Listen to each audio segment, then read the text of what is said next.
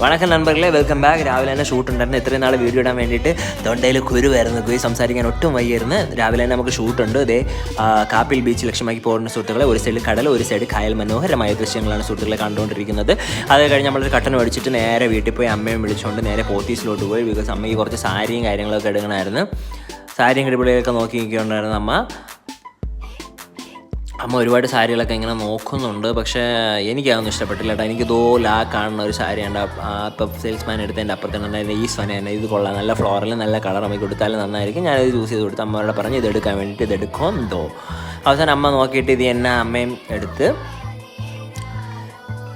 Salesman അത് മറിച്ചും തിരിച്ചൊക്കെ നോക്കിയാണ് സുഹൃത്തുക്കളെ.